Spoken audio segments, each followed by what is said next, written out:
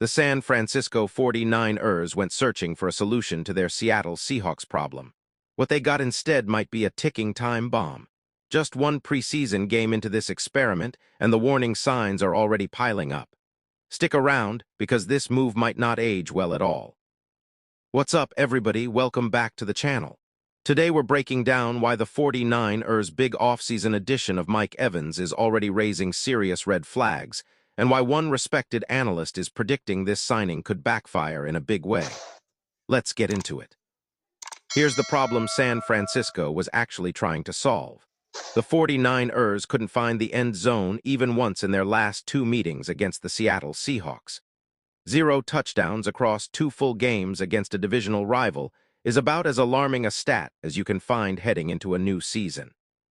So to counter Mike Macdonald's elite Seattle defense, San Francisco went out and brought in a borderline Hall of Fame wide receiver in Mike Evans.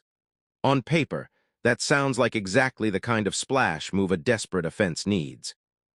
The problem is, Evans is no longer in his prime. Combine that with a recent injury history and San Francisco's own well-documented struggles keeping key players healthy, and this move was carrying red flags from the very beginning. That's exactly why, with just one preseason contest in the books, and Evans already missing time in training camp, Bleacher Report analyst Brad Gagnon handed this signing a C grade and predicted it could end poorly for the organization.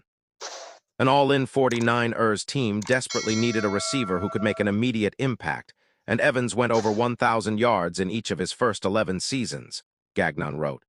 But he's now 33, coming off an injury-marred season, and dealing with a new ankle-foot injury in camp.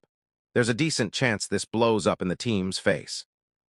Now let's give credit where it's genuinely due, because Evans' resume speaks for itself. He's one of the most consistently proficient pass catchers of his entire generation, and there's a real argument that he'll eventually go down as the greatest wide receiver in Tampa Bay Buccaneers franchise history. That streak of 11 straight 1,000-yard seasons is remarkable and puts him in truly elite company.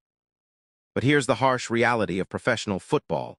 Availability is often the most important ability a player can offer, especially in a league this physically demanding. And Kyle Shanahan's 49ers have developed a well-documented history of losing top-level players to a wide variety of ailments over the past several seasons.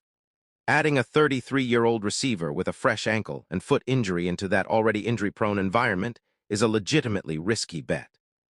Here's the thing, though. This exact same move would have been viewed completely differently just 3 or 4 years ago. If Evans had signed with San Francisco in his absolute prime, this signing would have sent shockwaves through the entire league and been universally praised as a franchise-altering addition. But after watching Evans' performance and availability over the past year or so, this situation genuinely has the makings of a ticking time bomb. An aging receiver dealing with injuries, joining a team that already struggles to keep its best players on the field, is a combination that carries real downside risk heading into a season where San Francisco is supposed to be all in on competing. If Evans can stay healthy and even approach his previous production level, this move could absolutely pay off and give the 49ers the missing piece they need to finally solve their Seattle problem.